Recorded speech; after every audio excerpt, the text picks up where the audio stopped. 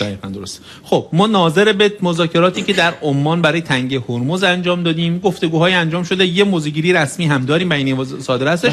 یه حرف و حدیثایی هم هست. بعضیا میگن آقا طرف عمانی‌ها با ما نیومدن، قبول نکردن. چیه داستان؟ طرف عمانی چه میگه؟ وضعیت تنگه هرمز چی قراره بشه؟ چطور قراره من بشه؟ اسم نیارم از یکی از کانال‌های خیلی خوبی که در حوزه انرژی کار می‌کنم، من واقعا استفاده می‌کنم ازش، چون می‌خوام نقد کنم اسم نمیارم. اون جایی که از قسمت‌های مثبت استفاده می‌کنیم دیدید در برنامه ما اسم میاریم، هیچ اشکالی هم نداره تبلیغشون بشه، بخاطر بله زحمت میکشن کار تخصصی. این کانال خیلی خوبیه. بله خیلی یه جایی هم مشخصاً واقعا استفاده می‌کنم.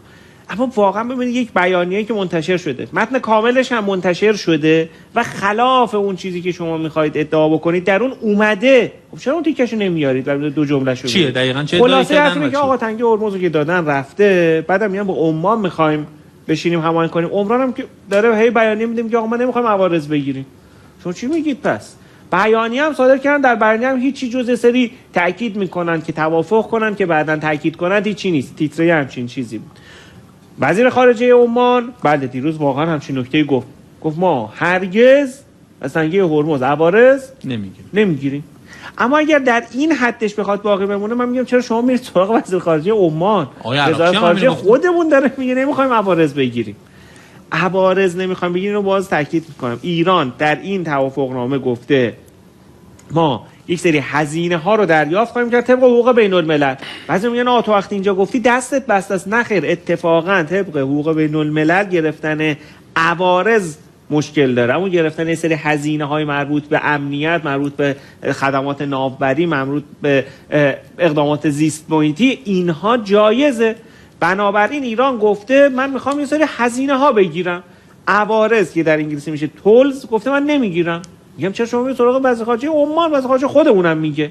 پس این روشن باشه. قبلا یه دفعه ما در برنامه گفتیم اگر یک کسی از مسئولین ایرانی پیدا شد گفت ما میخوایم عوارض بگیریم، ما باید بهش بگیم آقا نگو، نه خیر ما نمیخوایم عوارض بگیریم. نباید برعکسش، یعنی مطالبه باید این باشه که نگیم عوارض میخوایم بگیریم. پس چی بگیم؟ بگیم هزینه هایی که در این خصوص هست، هیچ جای ایراد حقوقی هم وارد نخواهد شد. این یک نکته.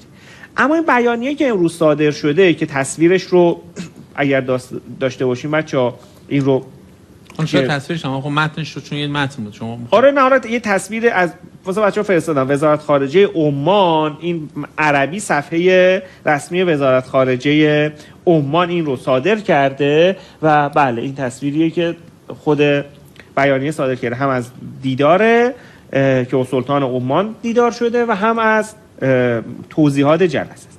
حالا من با مابقی قسمت‌ها تاکید بر اون روند اسلام آباد و پایان جنگ و اینها که هست اوناش کاری نداریم. متن عربی نمیگه، میگه دو طرف توافق کردن که گفتگوها رو در این مسئله ادامه بدن از طریق یک کمیته کاری مشترک بین وزارت خارجه دو کشور به هدف رسیدن به توافقی برای اداره آتی دریانوردی در تنگه هرمز. من دارم از روی عربیش بخونم که بگم چرا. بیان طرف عمانی با متن عربی اینو نوشته ول خدمات التي ستقدم فی هذا الشأن، یه درباره خدماتی که در این زمینه ارائه خواهد شد و تکالیف المرتبطه بها و هزینه های مرتبط با آن. این عبارت عربی چی بود؟ و تکالیف المرتبطه بها و هزینه های مرتبط با آن. یعنی میگه ما قرار شده بشینیم یه کمیته تشکیل بدیم، ادامه بدیم، حرف بزنیم راجع به اینکه چه خدماتی ارائه خواهد شد و هزینه های مرتبط با آن. هم حرفی که ایران میزنه. بنابراین فعلا در سطح حرف، باز ما اینو تو برنامه‌های دیگه هم گفتیم آقا دو سطح رو جدا کنیم، حرفه چیه متنه چیه، حالا اجرا میشه نمیشه جداگونه حرف بزنیم.